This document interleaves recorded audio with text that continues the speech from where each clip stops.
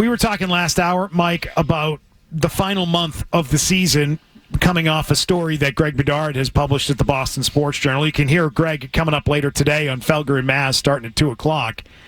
He believes, his sources telling him, that Jerod Mayo needs to have this team looking, I guess, to summarize, like a team that is going in the right direction over the last month. And if not, his job is at risk here. He could get fired, that Robert Kraft is not going to allow his public statements that he made over the last year get in the way of doing what is ultimately right for the team. So can you read me exactly what he wrote? I have not seen it. Let me get to you let me tell you the things that he wrote. There's some key things. He starts off by talking about how the Crafts had expectations of the defense being the same, of the team protecting the football, of getting better quarterback play, and ultimately looking like a team that is better than what they were a year ago. And that obviously has not happened. It's gone in the other direction. If you just give me a second. Yeah, absolutely. I have to get to the right part of the story. That would be one of the biggest ones going. Because if the trust of Mayo to be the next head guy, defensive-minded, and our defense sort of being intact, that was a unit that should have kept you floating this year. Yeah. And it feels to me it's gotten progressively worse. And if I was ownership, I'd scratch my head on that one. So he wrote, according to multiple sources, if Robert Kraft comes to the realization he made the wrong choice with Mayo, he would not hesitate to rectify the situation. That Kraft's ego and or proving his gut decision on Mayo was correct would prevent Kraft from moving on after one season is false, according to team sources. Has it gotten to that point? No, but it could by the end of the season. Okay. So that helps me. Thank you, Beetle, because it gives me a feel for what is being reported. So I'll share my view of it. I think, to me, I view Jerod and his coaching situation as similar to like a draft pick. Is what it is right now, what it's going to be going forward, that's basically what Robert Kraft has to answer. Like, he has to project the growth of the coach. So right now, and I was thinking about this coming in, if you were to compare Mike Vrabel and Jerod Mayo as head coaches, I'm going to tell you what I think. I think Mike Vrabel, right now, better head coach than Jerod Mayo.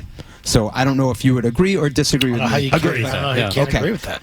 But I think what you're doing if you're Robert Kraft is saying, no, I understand that, but I think the ceiling for Jerod is as high, if not higher, than Vrabel, and that's why I'm going in that direction. So to me, the thing about this is that's what you have to answer. Has anything happened this year, or will it happen over the next 4 weeks, that changes your thinking that the ceiling for Jerod is that high or higher? Yeah, he brought up something interesting, like the point of, what do you hang your hat on with him? What's when you look at the season of the 17 games, with the bye included, in the preseason. Mm-hmm. I thought they had a hard-working camp. I thought they worked hard in camp. Practices were good. Tempo was good and all that. They came out of the gate ready to go week one.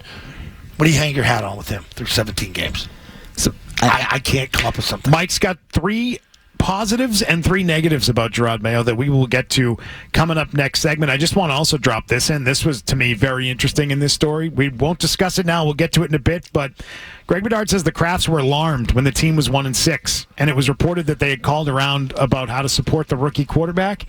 Yeah, it turns out they were calling around asking, how do we support a rookie head coach, and how do we help the coach?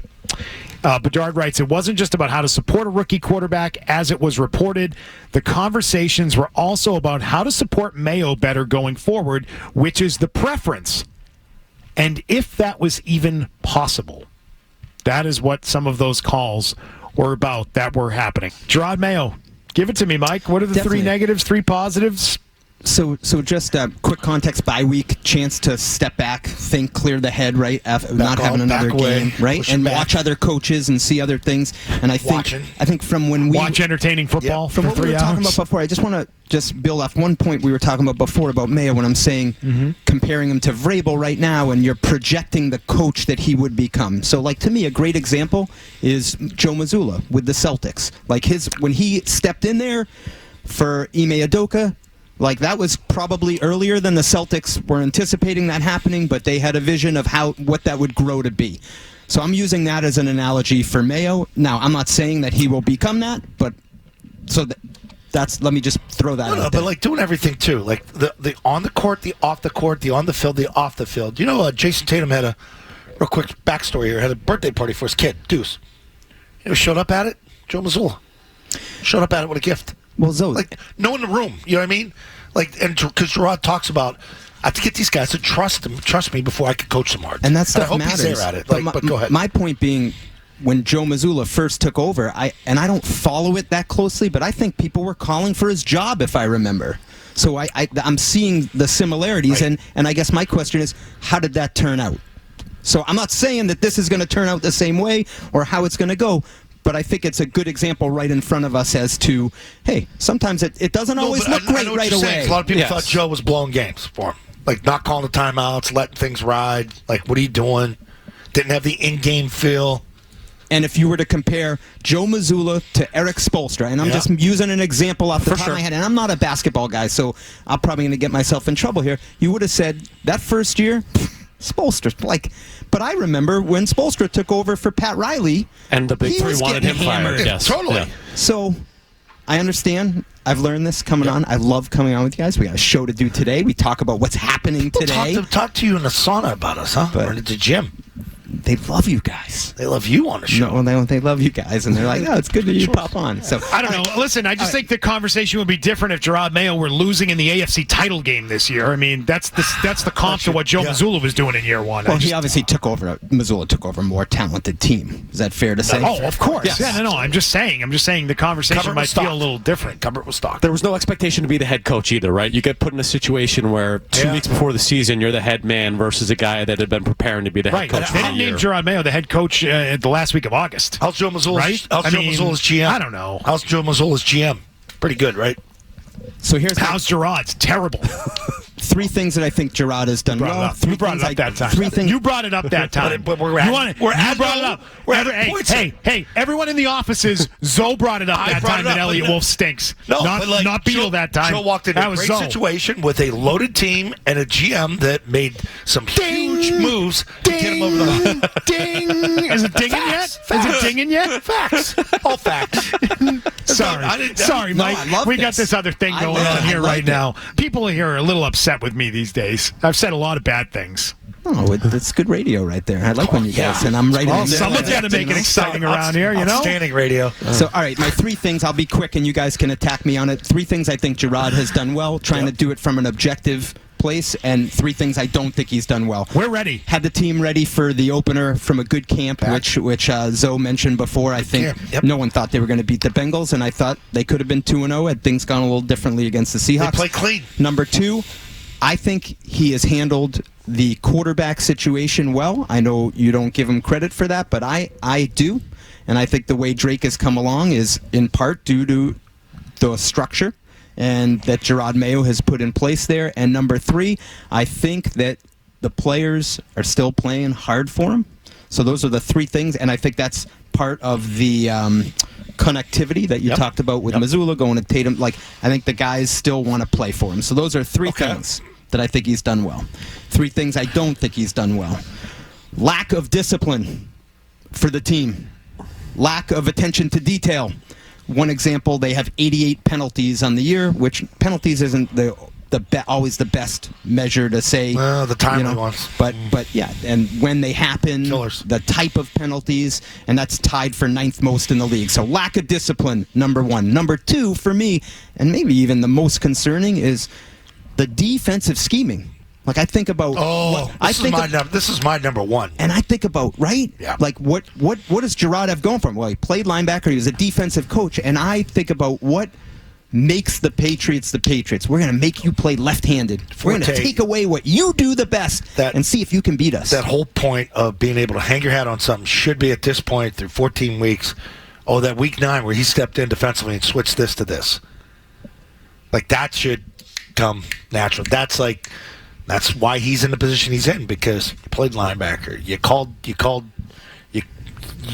whatever he did, whether it was Steve calling or he ran the meetings. They were co-defensive coordinators. You've been in that position. Why can't you stop what the Rams were doing at wide receiver? Why did you let that go for 4 quarters? That's a good one. That's my number one. Yeah, and that's one where I feel like whether you're a first-year head coach or not, like, that's your expertise. And I'm a little surprised at that aspect this season. And my final one, I'll slash game management slash feel for the situation, which I'm not as hot on this as others. I think some people feel like he should be more aggressive going forward on fourth down, 2-point conversions. And I think I probably need to open my mind on that a little bit.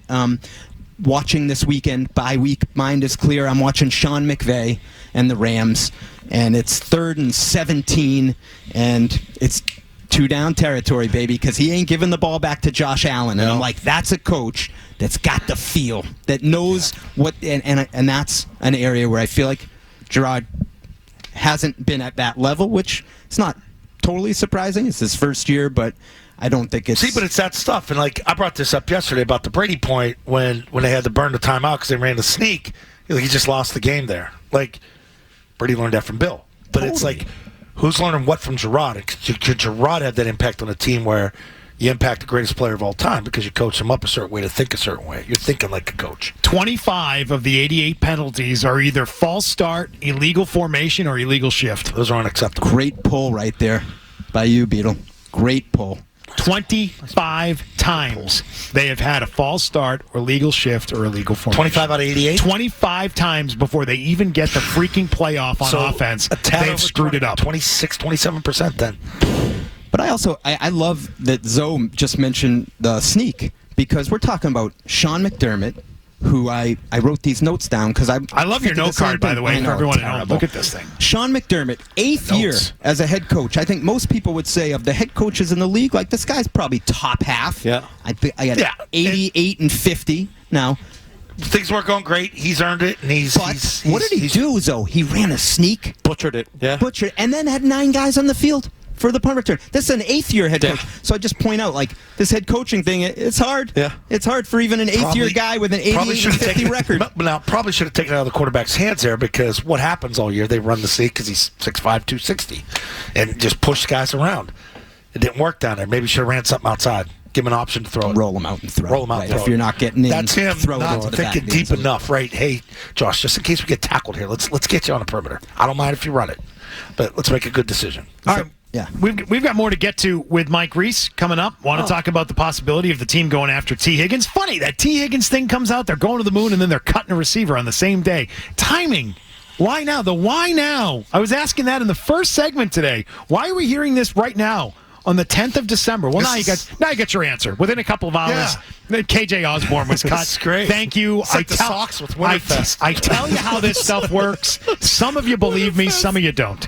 It's okay. Hey, if you like that clip, check out more videos from Zolak and Bertrand right here. For more Patriots analysis and opinion, hit this playlist. And for all the latest from the Sports Hub, download the app at 985thesportshub.com.